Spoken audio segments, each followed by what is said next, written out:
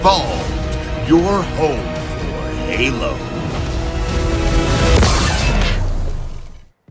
Welcome, Spartans, to Mission Debrief. We're playing every mission of the mainline Halo video game series in chronological order, discussing our experiences and giving out free samples of lore along the way. First one's free. Wow. It's If like you'd like Costco.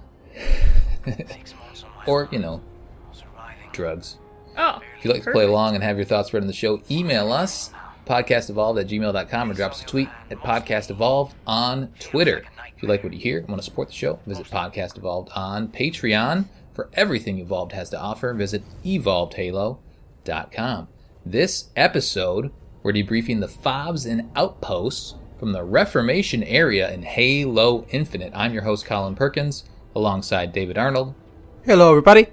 And Krista Brown. do I get an allowance for doing all of these chores? You do not. What? You get self-gratification. My Pat in the allowance back. is the weapon just non-stop talking to me.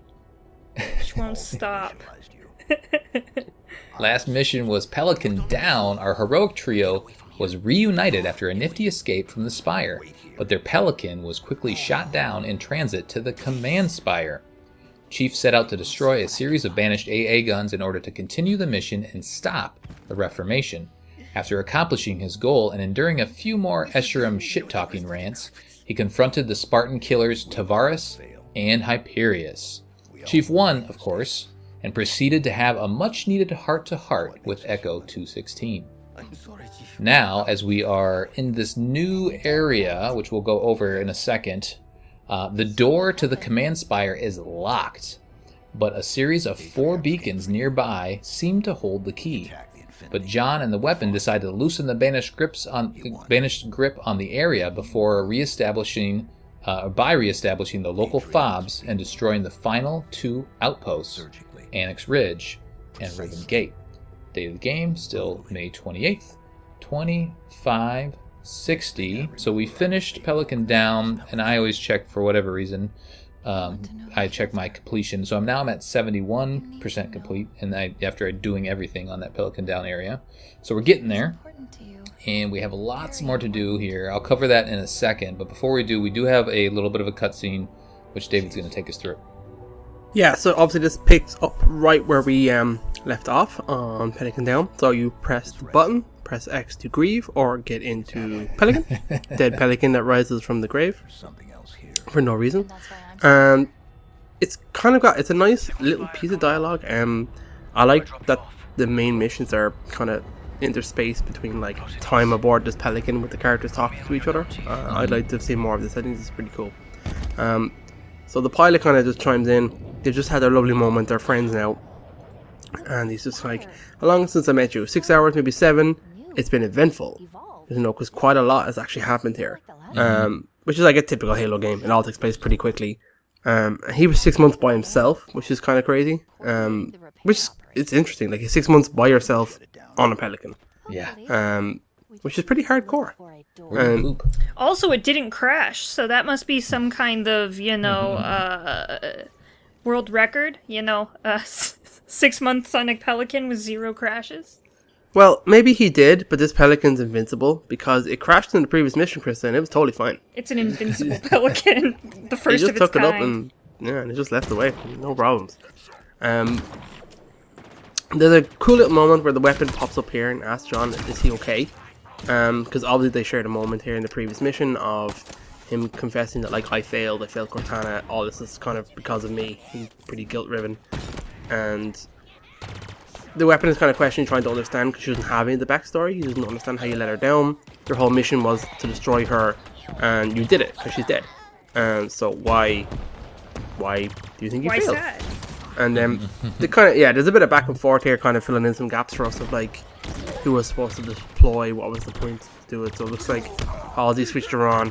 Chief deployed her right before Atriox came along, and kind of just, I don't know, it doesn't fit in. It just kind of says it's Chief describing how Atriox just beat the crap out of him. He describes it pretty well, which is kind of cool. Obviously dwelling on Chief. which is pretty. So we're kind of ready for the rematch at some stage. It's going to be really interesting. I think what they're trying to get across here is that he's sad. Like the goal, the mission was clearly to stop Cortana, but he wasn't the one. Like Cortana seems to be gone, but Atriox beat him, and so he doesn't necessarily know what happened to Cortana. I think he wanted to be around for that. Again, the story's not over. Yeah. So I think that's where some of this emotion is coming from when she's asking if he's okay, because there's still a ton of doubt right now. Yeah, right? he doesn't know what happened. He doesn't understand yet. Which is fair enough. He says he just remembers waking up in the Pelican after being kicked ass by Atriox, and that's kind of it. And she just kind of says, "You need to know who killed her. You want to know. It's very important to you. It's very important." It's a great moment. It's good understanding here. I don't know, man. It's just a good moment. I really like it. And then there's the token. It's the ring. It's not like the others. Something else is here. Yeah, like we know that. You've told us 1,700 times in every cutscene.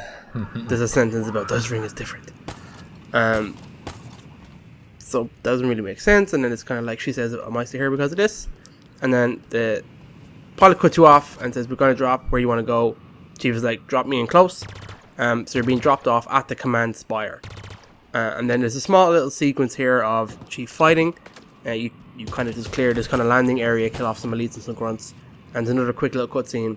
You put the weapon on the pedestal. She snaps her fingers but can't get in. And then she's kind of constantly snapping her fingers, which is pretty funny. Trying to kind of figure her way not getting in. Then she says somebody's altered the code, so I can't get in anymore.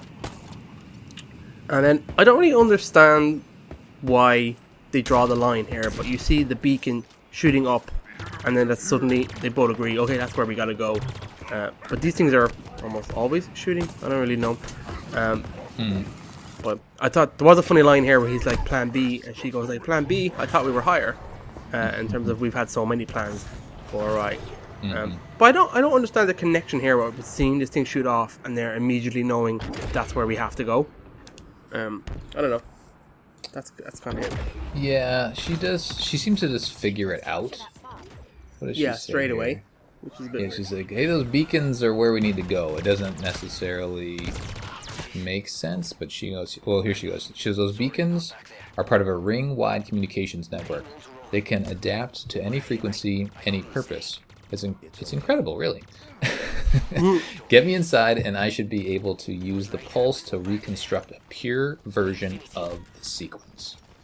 Okay. So there you go. And the sequence is the code to get in. That's what we're Correct. here, right? Cool. Yeah. What was your purpose? So the sequence is essentially the mission that we're doing now, but this episode we're not going to be doing the sequence. We're going to be doing our chores. And the that weapon Crystal loves so much. tells you very vividly that you're not doing the sequence every 5 minutes or It's so. over now. Yes. Exactly. She's trying to keep you on task. She's doing the video game thing of being the video game person, telling you where to go. So she also one more thing on this last cutscene is we assume that the Harbinger is the one that's blocked her from opening the command spire, right? Yes? Yes. Based on the previous cutscenes where you see the Harbinger, where she's very interested in the with the weapon, saying that she's very intelligent but very vulnerable. So it looks like it's a weakness to exploit. So it's kind of hinted at very heavily that she's the one scanning, she's the one assessing the weapon here, trying to find out what she is, what she knows. Obviously, she can manipulate. It's clear that the Banished and the Harbinger are having a hard time, like manipulating the ring's control schemes, and obviously we have the prisoner kind of like audio logs telling us like how they're abusing him to kind of open things and do things for them. Yeah. So I like the idea. She's like trying to understand Cortana. She seems to not comprehend AIs, which is really interesting. I don't know. It seems weird. Yeah. So I think she must have, changed something so that we can't access it. The other interesting thing is there's a big disconnect from the chat that we saw between Harbinger and Escharum. And remember, Escharum hit the button. She's like, "Protect the spire," and he hits the button, and he's like, "Done." And like on screen, you see all this, these ships and all these reinforcements around the command spire. But then you get here and you just shoot some elites and some grunts and some jackals, and that's it. So, well, I got the impression that it's also the build-up of the base around it. Do you know what I mean? Yeah. Where the bridge is and all that approach and stuff. I don't know. And yeah, maybe I would agree with that. Yeah, he's essentially turning on the defenses in this open world area. Yeah. Yeah. So now let's go shoot those defenses down. Perfect. So after this cutscene, there's originally a bridge. Well, you can't actually go anywhere once you get to this anywhere else. I don't think you can fast travel yet either. I guess I didn't try, but it drops you off in this little section of land. You can't use your grapple shot to get across. There's a bridge, but it's not extended, so you have to just do this thing that we just talked about before you can proceed. You can wander around the area. You can grapple shot all the way around this area. There's not really anything to find, but there's this giant spire that you can climb up if you really want to. But yeah, again, just don't waste your time, because after this cutscene, then the bridge extends, and then a couple banshees start coming your way. Oh yeah, How there's a convenient. hydra. Yeah, exactly. And there's a hydra right there at the edge of the bridge that you can use to shoot them down. Or you No, Colin. You have the grapple shot. Yeah. That's what you use to take out banshees in this game. You don't Correct. shoot banshees. Correct. Yeah, you hijack them immediately. But it was one of those things where, this is about halfway, a little over halfway of the game, and I've already done lots of exploring. And then it opens you up to this next world, and if you go to the map, you're like, oh, I got to go to these 4 different beacons now. Oh boy. And I know, David, you liked this section of the world, and that I loved wasn't it. a downer for you. But for me, especially when I was trying to mainline the game, I was like, oh boy, now I got to go do all these other things, and ugh. And I hadn't had enough valor to get the wasp yet, so it felt a little bit like I don't know, like a chore. That's understandable. But this is where I spent the majority of my game, and like especially the first time around, I explored everywhere before moving on. So like when I was here, I had the wasp, I was ready, and then I loved in this area, the layout of this area. I The loved diversity of this landmass Yeah. is awesome. Yeah. I loved each of the beacons. They were each unique little puzzles, different enemies and vehicles to take on. There was so much to find around them. I really liked. The FOBs were really good. I liked the 2 outposts that we're going to talk about today. I thought they were also pretty good. So like, I just have overall positive vibes to this. I just loved it. This is where I shined in this area. I loved just unlocking everything around and exploring. And then pretty much the entire game's open to you here. Once you get the wasp, that's kind of it. That's all you need. So you kind of catch everything and you're ready to rock. You should be unlocking all of the variant weapons now as well with your next valors and stuff like that. So you're getting the new shotgun, the new AR, the new BR, all that kind of stuff, and they're great. They're great fun weapons. The new rocket launcher, it's awesome. Yep. Chris, how are you feeling at this point? Man, like David said, once you get the flying vehicles, it's time to mop up all this shit, right? Everything that Right. you've missed. All those faraway objectives that at first you were like, no, I'm not gonna do that. I don't have 20 minutes to climb across this ridge. Now you have a Banshee and or, what's the other thing called? Wasp. Wasp. Yeah, Wasp. I wanted to say Pelican, but it's The not Wasp. a Pelican. Alright, yeah. So you have those now, which is great. I think that's the best part of the game for me, is when you can fly around and just do shit. It's so good. Yeah. Did it, Chief? Yeah, in this part, they do, and we'll talk about it here in a little bit. Maybe let's dive into it. So let's dive into it. This is a fun landmass. We'll cover this across 2 episodes. As I mentioned, FOBs and outposts will be what we cover today. I do want to talk about the collectibles really quick. So you do have your list of chores. There are 13 Mjolnir armories.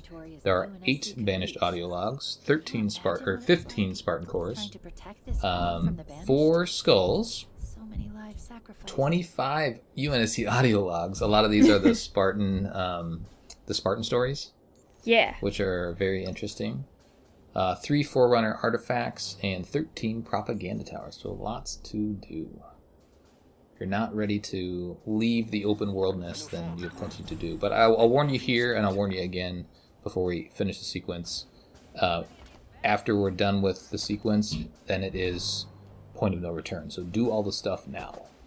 This is the time to get all the things to power up your equipment and everything. Because after this, then we're straight lining it. We're mainlining to the end. Okie dokes. I'll cover the FOBs really quick, and then I'll pass it over to Krista. She's going to do our outposts for us. I'm going to start at, let's see, FOB Lima, and that's the one that's right in front of you.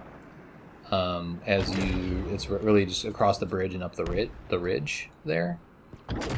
So start there first, and if you can grab one of those Banshees, just do that, fly over there, and just kill everybody, and you're done. Perfect. That's really what it is.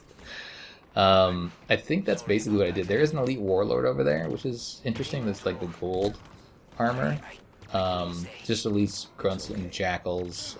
This one actually felt like, and there's a couple others, I know Matt brought this up in the past, where the FOBs don't necessarily feel like they're defensible. This one does, because behind it is like a giant wall of the Forerunner hexagons or whatever. So this one actually feels like a good spot where you can hunker down, but a lot of the others don't necessarily. This is also where the pilot confesses, at least it must be the first FOB, or maybe it's like soon after you unlock the world. The pilot confesses that he was a civilian engineer, kind of talks about that side of the story. So definitely some more depth on his character here. Any thoughts on this first FOB, guys? David?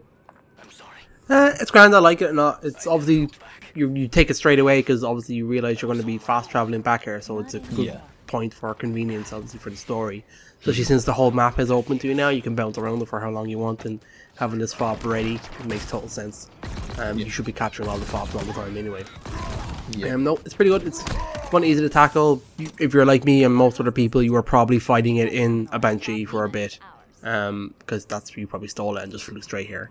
That's kind of what I did. But no, I think it's funny that like there is a FOB here and an enemy base at the gate. They're so close to each other, and yet they almost never interact. But sometimes they do. Sometimes they'll cross each other's kind of fields, and you can see a little fight break out. It's kind of fun, especially with the guys that have sniper rifles and stuff. You can hear them taking pop shots at the enemies down at the gate. Yeah, that's right. There's a gate. You don't have to fight the gate, because if you you can skip it. You can just fly over it. But if you're hoofing it, then there is a big giant like force. Well, it's not giant. There's a decent sized force that you gotta fight through to get up to the FOB. For sure. Krista, any other thoughts? No,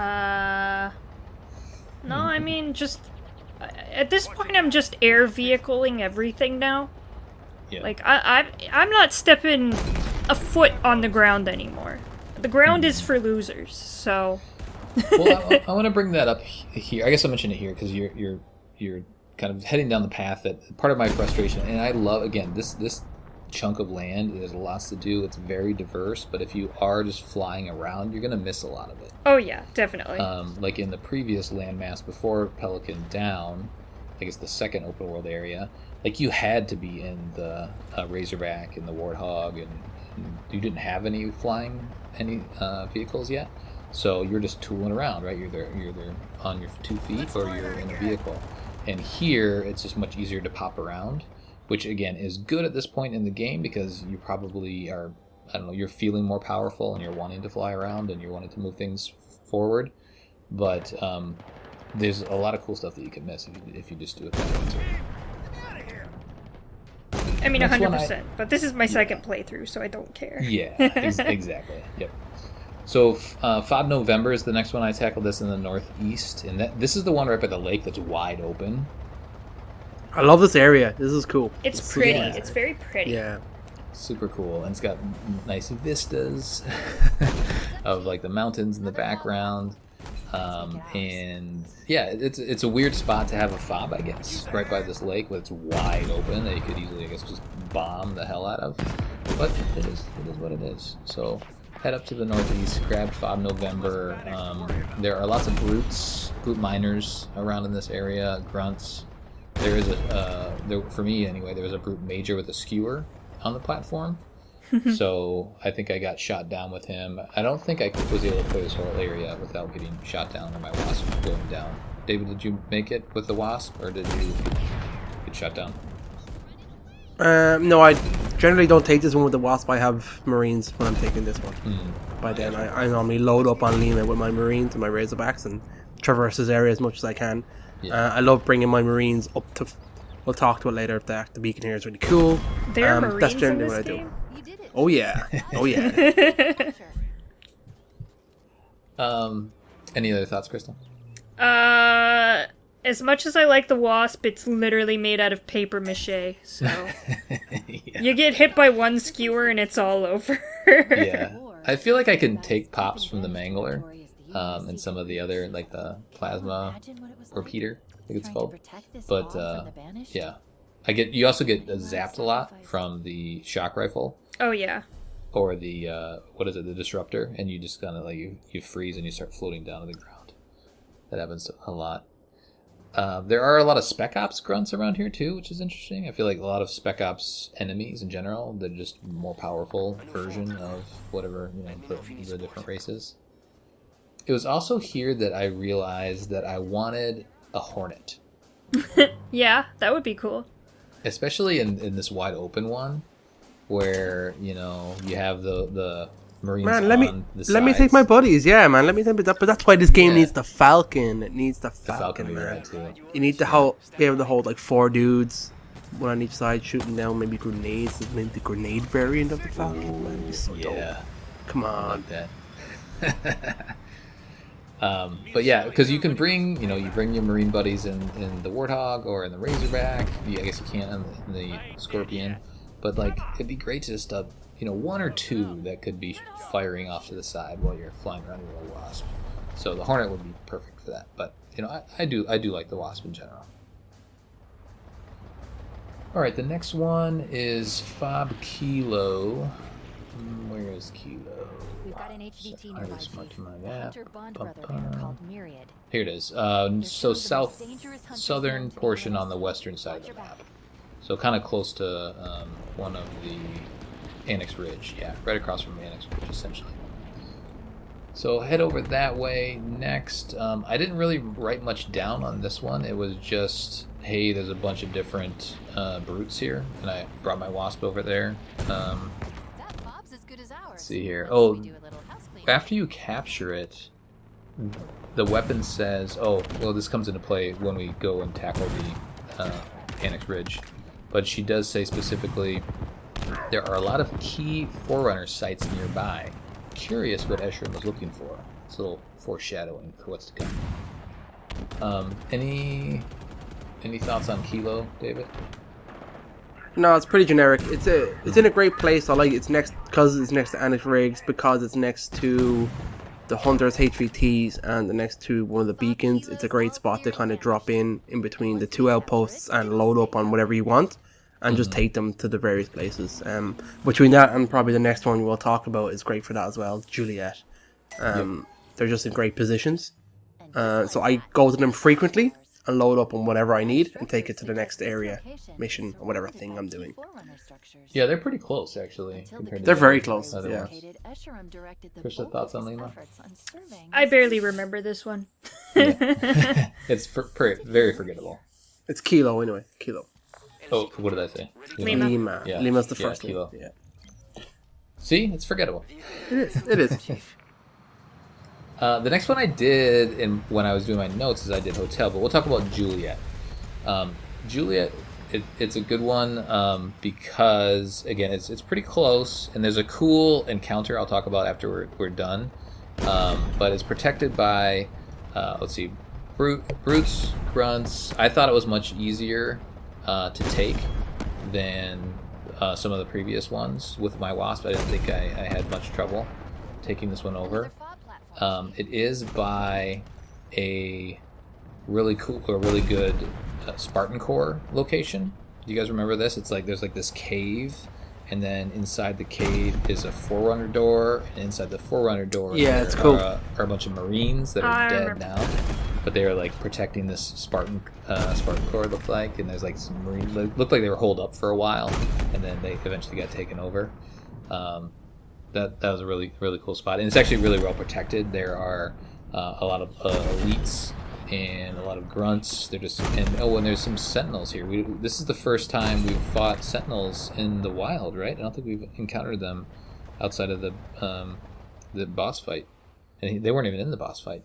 So now we're seeing sentinels out in the wild. Any thoughts on Juliet, David? I think we're ready to claim it. No, it's the same as them. I go to it regularly. It's pretty simple. I like the area too. I go here just to stock up on stuff. It's pretty fun. Mm-hmm. Yeah, it's a good centralized location. Thoughts, Krista? No, it's nice. It's useful. Not very memorable. Can't remember most of it, but Yeah. not memorable but useful. Okay, so that was Juliet. The last one is kind of the furthest to the west, and that's Fob Hotel. And this is the one. If you don't have a wasp, you do kind of need to hoof it around because there's this giant gap in between the landmass, so you can kind of hoof it up and around to get there, or you can just wasp it or banshee it across. But this one's actually really well defended, and they shoot you down pretty quick here. There's lots of disruptors, skewers, there's people on ridges, it's really well defended, so I felt like this was one of the most interesting FOBs to take over. Just from like a defensive standpoint, it wasn't easy. I think my wasp got shot down right away with the disruptor, and then I tried to fly again, and I kept getting shot down by a disruptor. So I just was like, "F it, I'm getting out of this thing," and then just slowly sniped around from there. David, how did you approach it? Yeah, I'm pretty sure. I think I fought this one from the air a couple of times. If Hotel is what I remember, it does have a banshee kind of loading dock nearby. I think it does. It does. Yes, Yeah, I'm there now.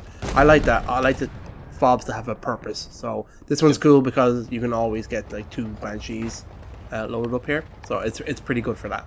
Mm-hmm. The other thing, the weapon pops on, and she says, "This location." After you take it. She says, "This location was one of the most fiercely fought over in the first 48 hours of the fighting," which is, some interesting lore tidbits. She also mentions that the Pelican Down area was really where the majority of the fighting was done. And that makes sense, right? Because it's like a ship graveyard right away. Yeah, for sure. All right, so now we have 5 different FOBs to load up and deploy and go do all of our chores. We'll do some more chores on the next episode. We won't cover like where all the Spartan cores and all the audio logs are. We'll cover the audio logs that are in the outpost areas like we've done in the past. We'll also cover the artifacts, just because there's 3 of them, and the skulls, but like all of the other collectibles, it's just too much. There's plenty of guides out there for that, so we'll cover the main stuff. Let's get into the outposts now. We have Annex Ridge and Riven Gate. Krista, which one do you want to tackle first? We'll start with Annex Ridge, but oh my gosh, both of these outposts are super memorable and super fun. They're great. Mm-hmm. They're really nice ones. They're really unique, really well placed in the environment that they're in, which I really like. It's cool. And there's interesting stuff going on at them. So Annex Ridge is a very interesting place. Of course, like any outpost, you can approach it from multiple directions, the sky being probably the best one. So this outpost seems to be collecting Forerunner artifacts, specifically the audio log rings. I guess they want to collect all the audio logs, but instead of just getting the recording, they decided to just grab the whole thing. Yeah, right. So there are a lot of rings everywhere. There's like digital rings and physical rings and broken rings, lots of broken rings. And red rings, and there's so many rings. Red rings of death? Yeah, there are. Oh my god. Maybe that's what maybe that's their ultimate goal. So, create the red ring of death. Yeah. So to get in this base, because the weapon's like, they're doing some weird shit, you gotta stop it. And you're like, okay. So you have to go through these like tunnels and then get a lift, and then you lift into the building. And then you went in. Oh yeah. So you got to go down in the center area. Right? Yeah, and then you lift up. And then you hit a button, and of course, the best thing ever happens. Some silos raise, and you have to explode them. Yep. So, there's 3? Just the one? There's just There's one? Yeah. Just one in this base, yeah. It's like on the other side. What a fucking baby base. What the shit? It's spread out, though. Like, you gotta go use a man cannon to get over there. All that fun stuff. Yeah, and of course, like, everything in the world wants to murder you as you're trying to get there and get the silo, but you explode the silo, and that's it, but it's pretty cool. It's a really fun base to walk around in and check everything out, and there's holograms and shit like that to look at, so this one's really cool. I liked this one a lot.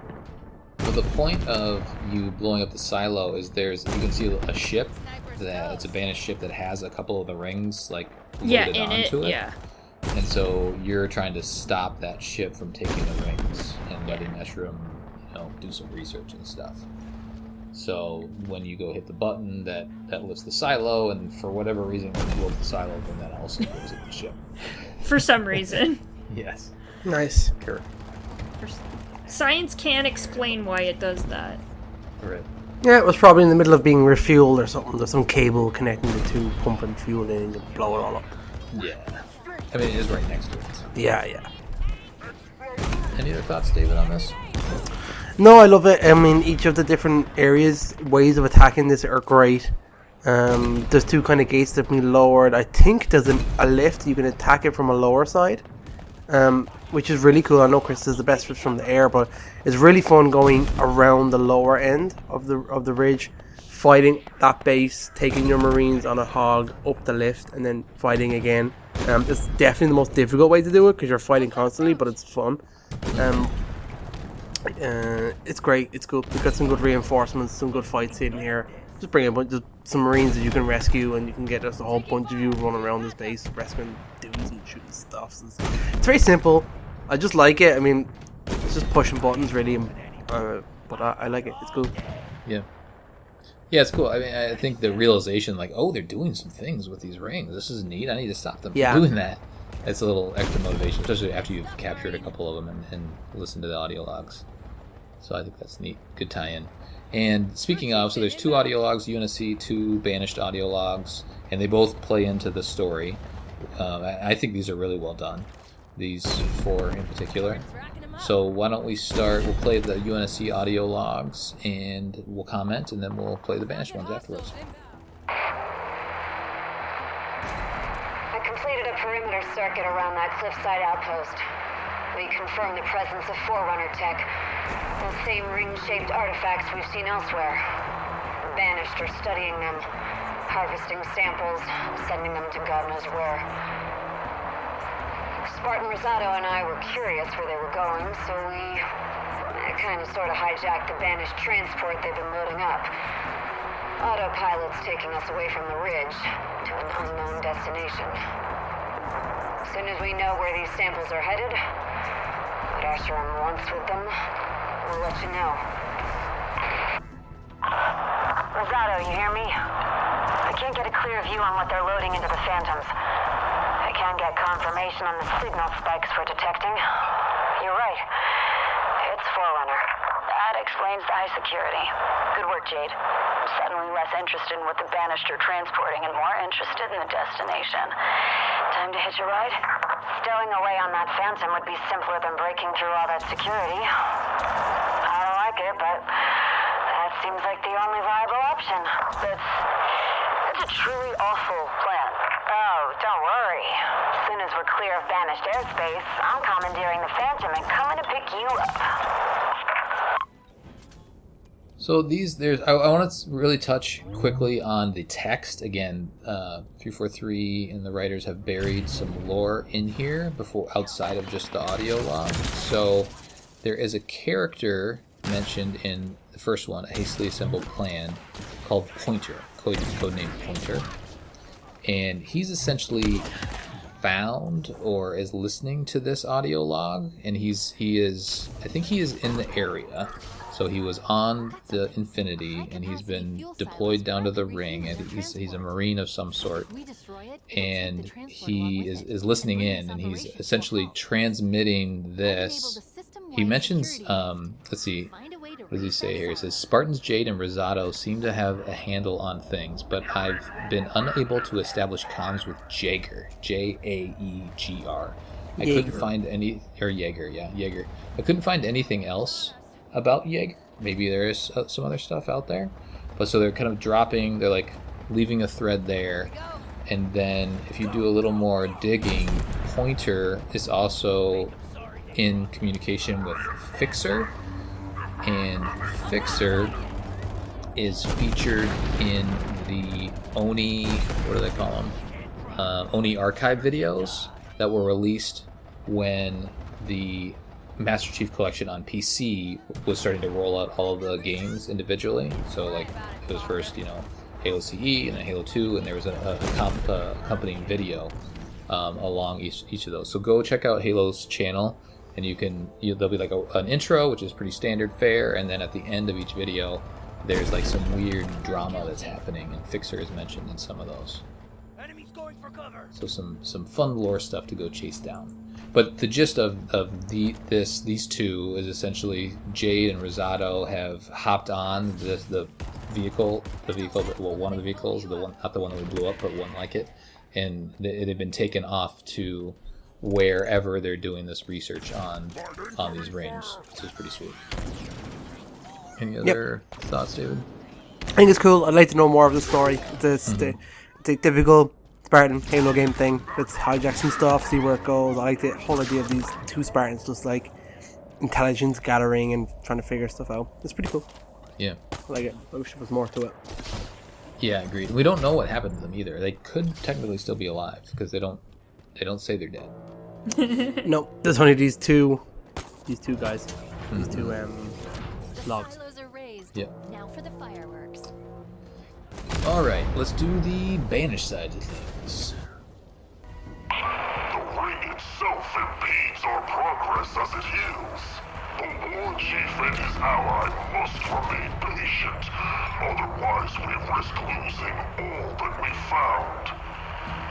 These artifacts require an extraordinary amount of care and attention. They were not created to stem the passage of vast ages of time, but they were made for another purpose, which for now remains hidden. And without unraveling those mysteries, Zeratus, mark my words, we will never have control of this installation. The artifacts scattered across this ring are key to the destiny of the Banished. They are a link to this world's past and a guide for its future. Our control of this ring is only as strong as our capacity to understand it and the mysteries that it contains. Discover what lies beneath. No further delays. No insipid excuses. The only barrier between the Banished and our future is your lack of resolve. So the first one is slow and steady, and Elcor is just talking about, hey, the ring is healing, and that's kind of sucky for us because it's impeding our progress. And But it's he's also just, good for them, right? They want it to be rebuilt, right? yeah, but I guess it's not being rebuilt in a way that's convenient for them. They're trying to dig, and maybe it's trying to heal at the same time. Yeah, so. good point. Yeah, so, he talks more about the artifacts that this base is, centered around and how they're breaking because they're not supposed to, they weren't supposed to, like, be sitting around for, like, 100,000 years. The longevity was not up to par. So they just talk about, it's like anything else in Halo. It's like, if we don't understand this thing, we'll never truly control it. which is interesting. I mean, it's kind of the normal Halo stuff where everyone's like, I don't know what the fuck is going on, but I think it might be important. Right. The next one is from Esheram's diary. And he's just bitching about, you know, the ring artifacts and how they're linked to the past. And he's like, I want them all to myself. And oh my god, I'm so angry. Why aren't you guys already done with this? And everyone else is like, nah, we don't want to do that. And then he gets angry. But yeah, he's just like bitching to people. He's like, we need the artifacts, but you ain't doing shit! Which is pretty much every single one of his speeches, so...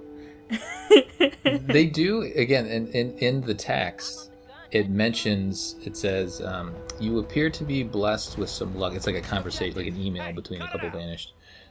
You appear to be blessed with some luck, Dovanir, despite your staggering failure, the loss of a siege hauler, and no less 3 intact artifacts contained therein. The war chief appears to be unaware. So he's essentially referring to the Spartans that stole or hijacked the last one, which is kind of neat, because it ties them together.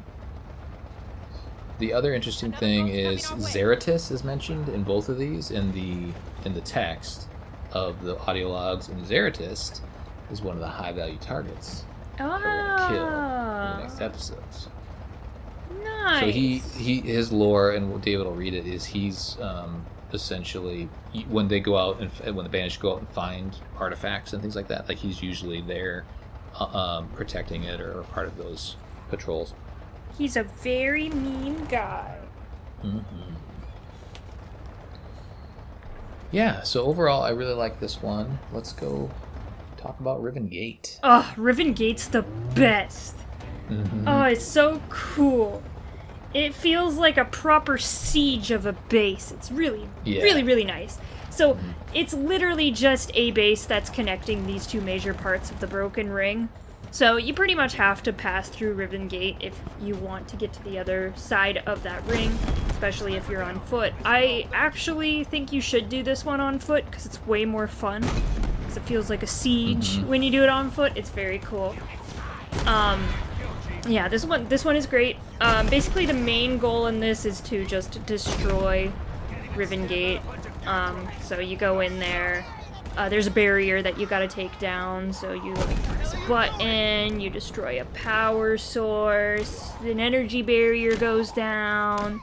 You hit a button, expose the fuse thingy, and then you blow it up, and that's it. But as you're doing this, there's this brute that's like, this is Riven Gate, we will not let you live! How dare you challenge Riven Gate! It's like, oh shit, it feels like a proper boss battle. I love this one. Yeah. Just because it just feels really cool. This guy's like screaming at you, and you're like taking over the place. I like this one. This one was really fun. It was very immersive for me because it makes sense for them to want to control this specific part of the ring because it connects the two parts. So, I don't know. It was just really cool and immersive for me. I was like, yeah, I'm Master Chief and I'm exploding this place. Yeah. It was great. Yeah, there is a point. Let's see. So you have to. The whole point is you got to open the 3 doors. So there's one up high, there's a Banshee up high, and then there's 2 on the sides. And then one of the sides, I guess when you're done with that, then it will unlock a door on the other side, which a camo elite is holding an energy sword. Like, you can find this door, when you're wandering around, and you're like, oh, there's a guy in there, and I can't get to him. Okay. And then, so once you open the 3 doors, then all of a sudden he's been released, and then he's hunting you once you get up there. So that's a fun fight. And then once you get inside, so you obviously kill him, clear the area, get inside further into this tunnel, then there is a Elite Ultra, and those are the ones with the white armor. He's inside there waiting for you, trying to protect, the last button you need to hit, or the last little fuse you got to take out. So you got to kill him. There's a grunt in there too. There's also a Spartan core in there. So take everybody out, do the fuse thing, and then you've officially taken over the gate. David, any thoughts on this one?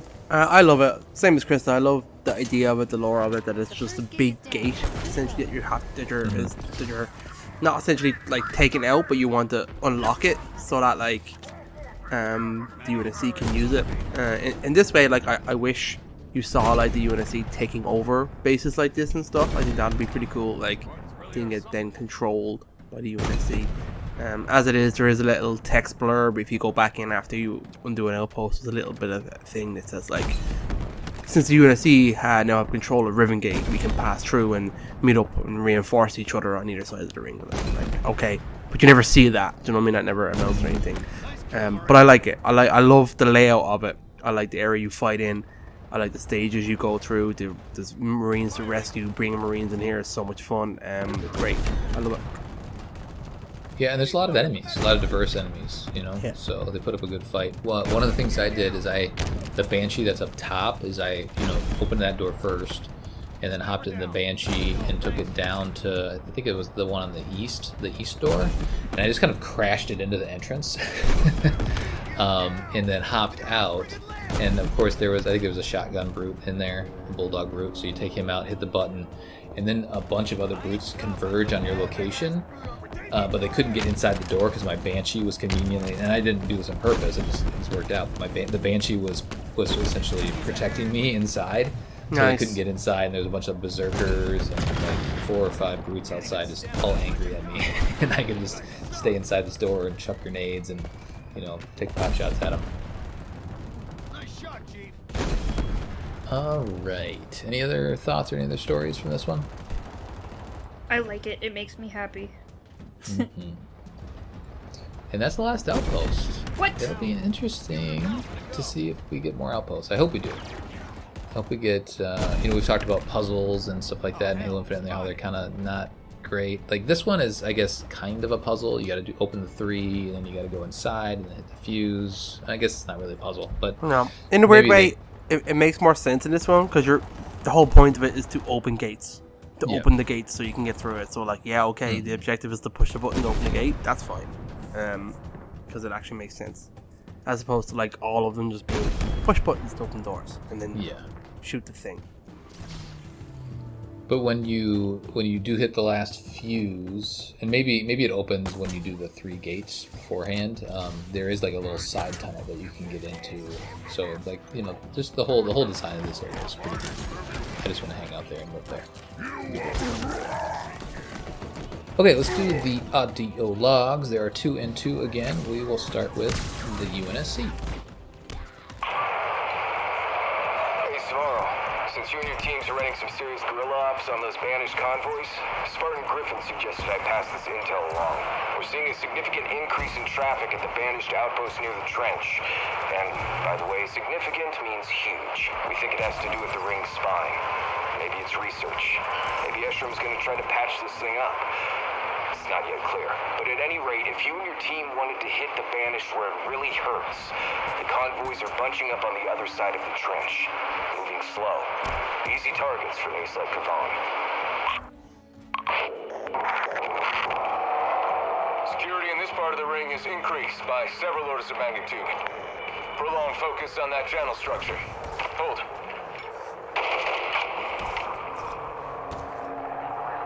It's the structure the Marines have been calling the spine. The ring's working overtime to patch it together.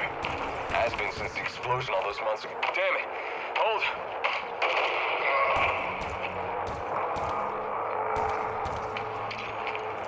The Banished want this ring. They want it intact and fully operational. We have no choice but to... Oh, come on, hold!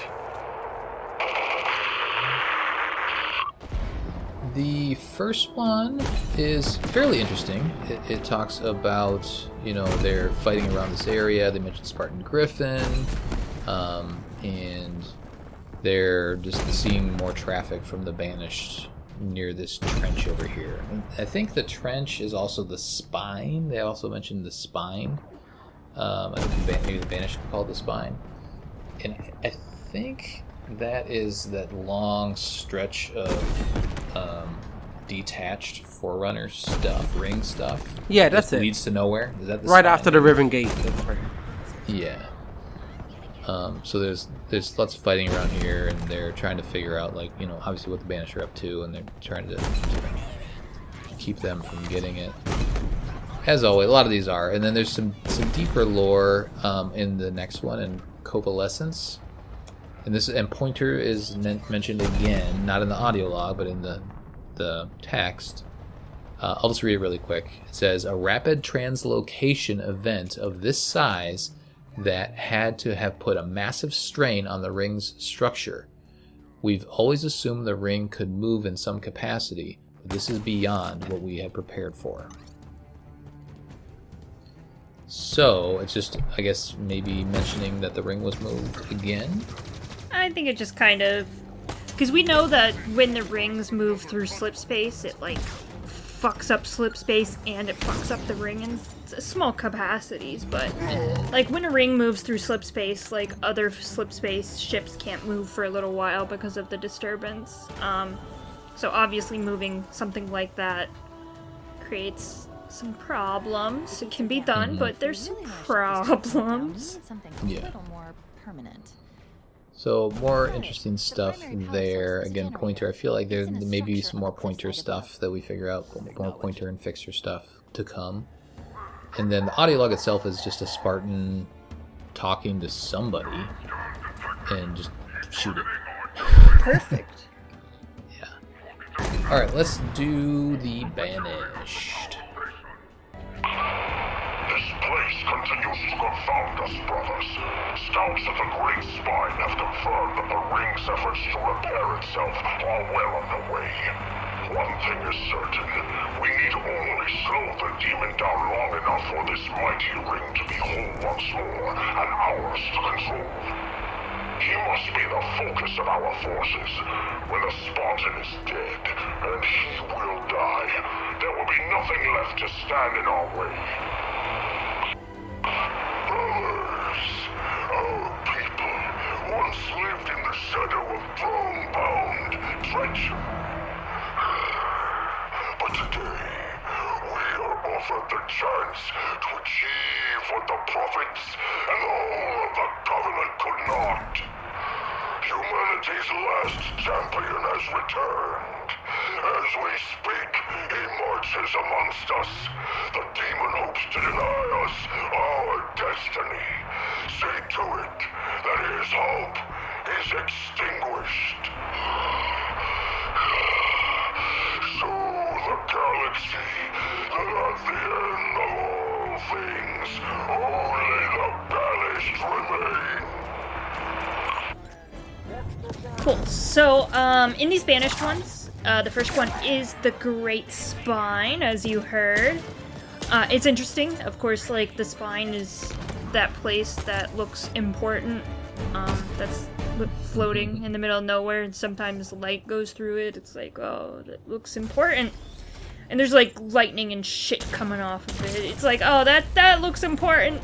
So, you know, at this point, the Banished know that Master Chief's around fucking up their shit, because at this point, we've destroyed all of their bases. So I hope they would know that we're around. So they're like, we'll just stall them until, you know, the spine is complete, because it's taken 6 months, and it's only this complete, so I'm sure we can, you know, keep them at bay for 6 whole months. So that's the first one. I just want to chime in with that. So it sounds like the ring is slowly repairing itself, and that's without activating the spires. Yes. So it's like naturally repairing itself, and then the Reformation and the spire stuff is like gonna do it really fast. It's like the quick heal.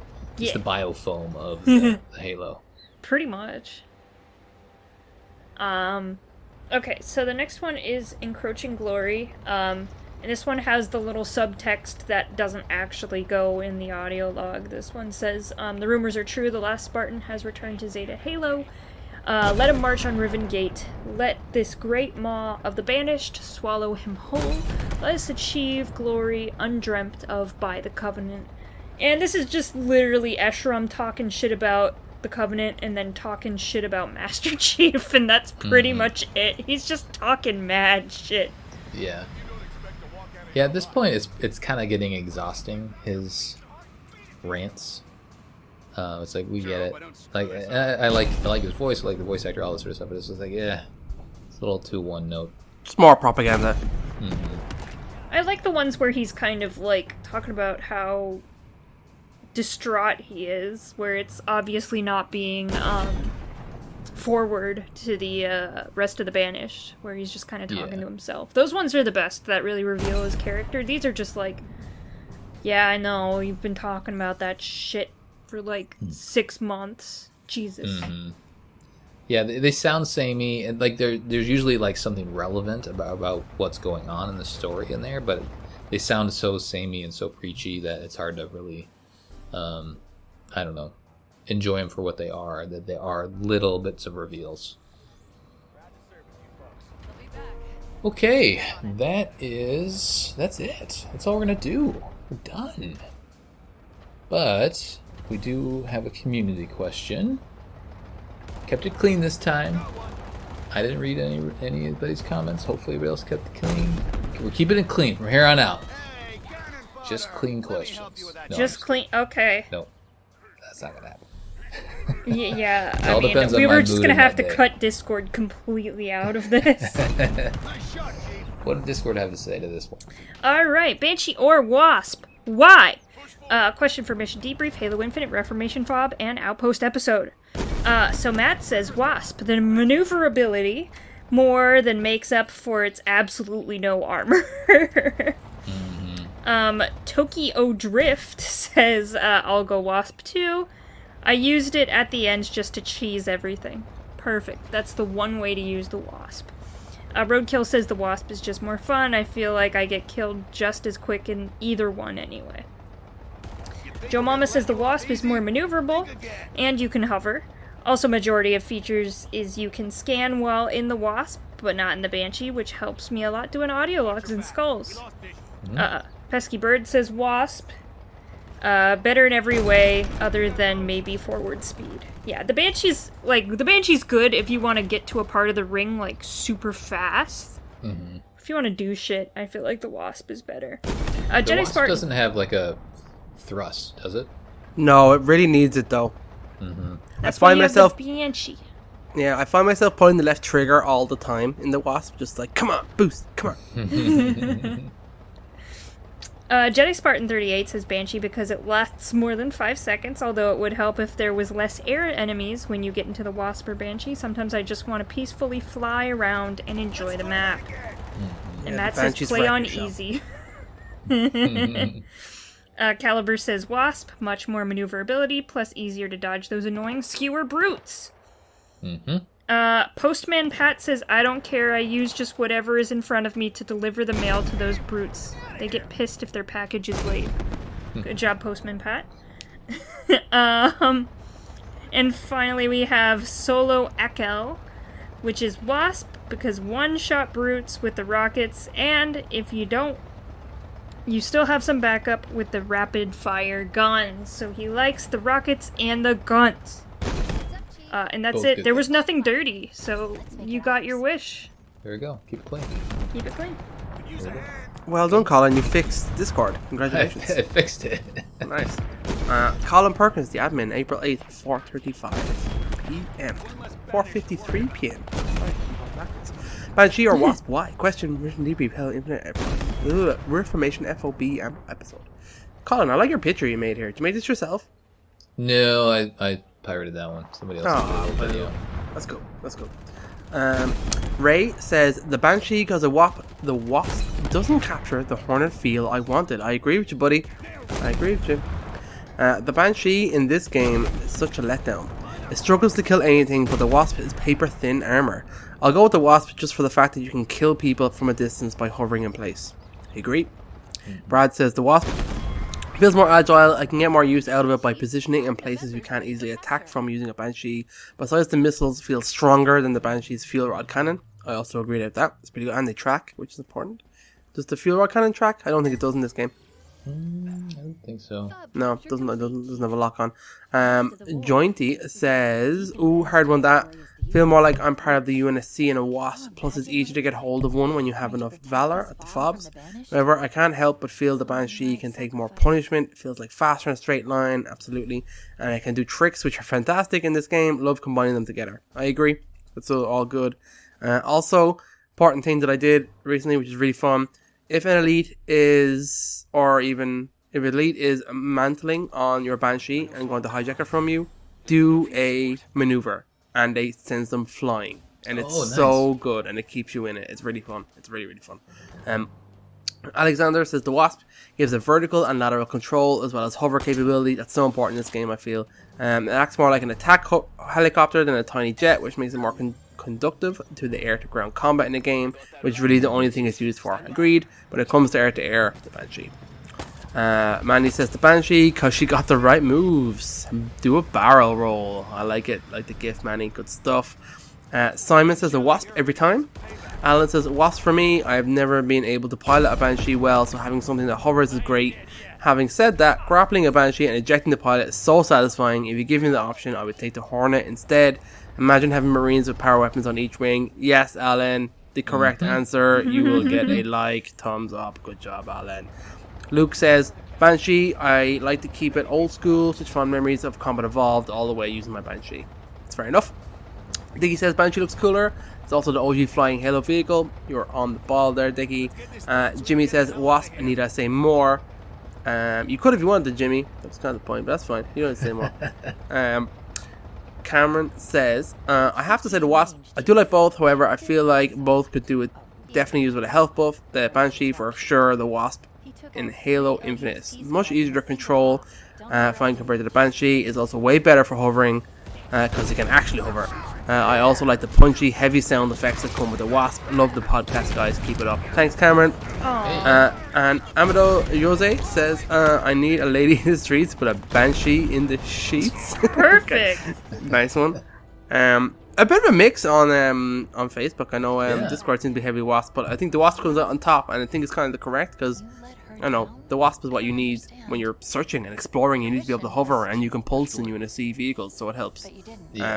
Being able to look for things. Krista, what do you think?